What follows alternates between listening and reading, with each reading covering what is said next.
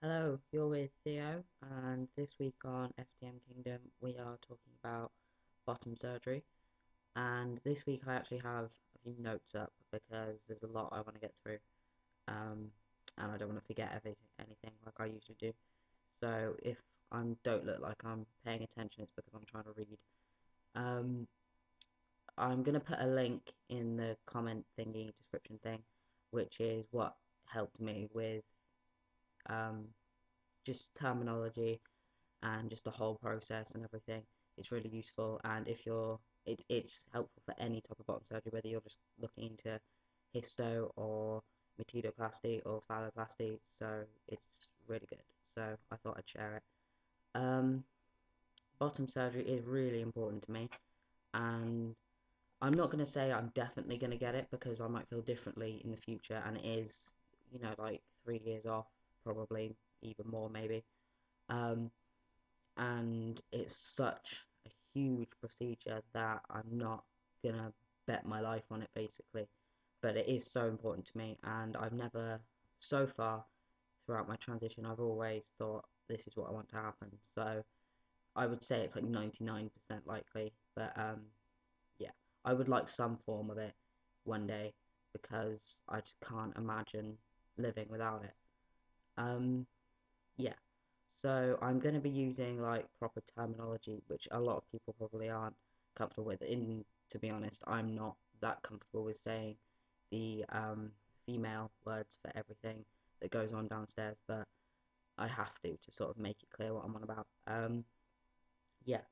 So my bottom dysphoria is pretty bad, so that's why it's so imperative to me. Like I know that a lot of people seem to think, um, you know, nobody's really sees down there unless you're in a sexual relationship with them or they're like your doctor or something. But to me, that doesn't matter. I don't care if nobody ever sees that area. I need it. It's something I need to feel like me. And to be honest, I don't think I could carry on with what I've got, knowing that I had to go through my whole life with what I've got downstairs at the moment because it's just freaks me out.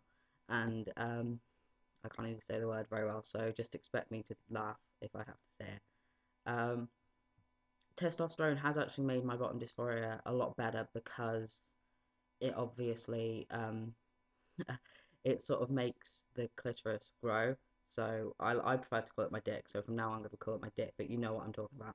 And it does make it grow quite substantially, and that has made me feel a lot better because it feels like it's closer to what it should be. But I know a lot of guys have said that it makes them worse because the area is more sensitive, and then they're more aware of it, and it makes them uncomfortable because now they're more aware of an area that they don't like. But luckily, it was the other way for me, and I'm more comfortable with that area. Still not how I should be, and I still want to change it, but it's easier to deal with.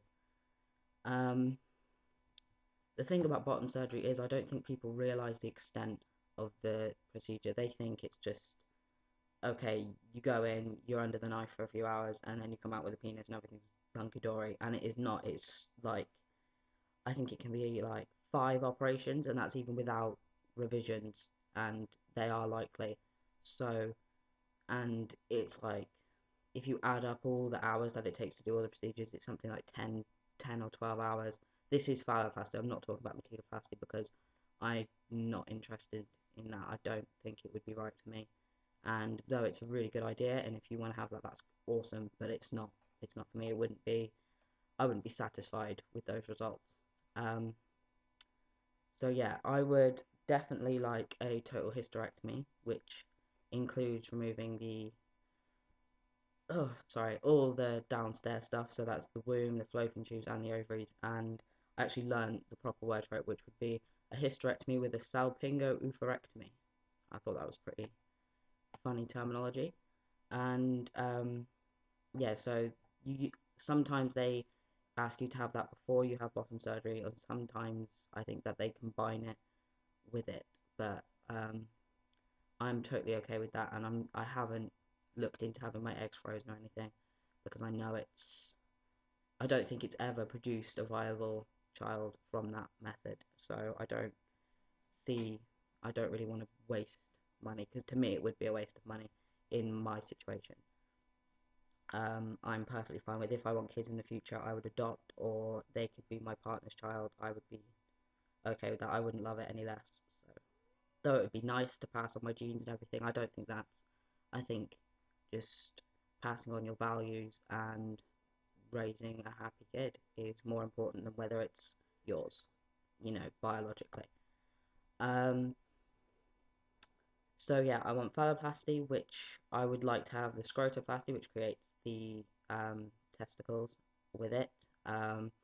Urethroplasty, where they create a repositioned longer urethra, which hooks up to what you have in place, so you can pee while standing up. And apparently that is 98% success rate, which is pretty awesome, even though there are a lot of complications. All of these operations have buttloads of complications, but you you just hope you don't get them, and you deal with it when you do. um this is the bit that I never really even thought about, so that's why I'm mentioning it, which is the vagina-ectomy. That word does not fit right, in my opinion. It sounds like a 5-year-old made it up while playing doctor. Don't you think? Like vagina-ectomy, like leg-ectomy. um I'm babbling because the word makes me really uncomfortable, but that is the removal of the vagina. And there's, oh, hey, shit, she does that. um so they do that at the same time as the urethroplasty, usually, because they use the lining of your vagina, a vagina, not your vagina. They use that to create the longer urethra, and I think there's like 3 or 4 methods of doing that, and most of them are really dangerous, but one seems to be okay. I have no idea what my cat is doing. She's insane. Um, so yeah, I want pretty much everything. Oh, and erectile implants is something that I think only about 30% of guys actually go for. That I would like that, which is they put like a rod in. You have everything sorted out down there. You have your penis, and then they just sort of put like a rod with some like pump thing, which goes into the scrotum, and then you just sort of pump it, and then you get an erection, which is pretty cool in my opinion. Um, so yeah, that's how far I'm willing to go, and if everything in my head. What are you doing? You are fucking insane. She's like rubbing herself on me. Ugh, awkward. Sorry about that.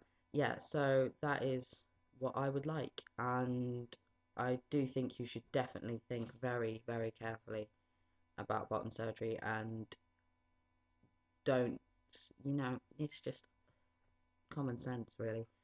But I can understand why guys don't want to do it, and I can understand in the future if I don't actually want to go through with it, because it's so daunting, and I'm freaking out a little bit because, as you know, I'm allergic to so many medications that I can't have any painkillers beside paracetamol.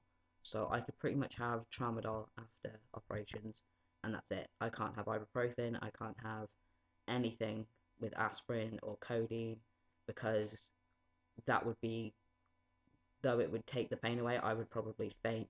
I get like all sorts of shit with it.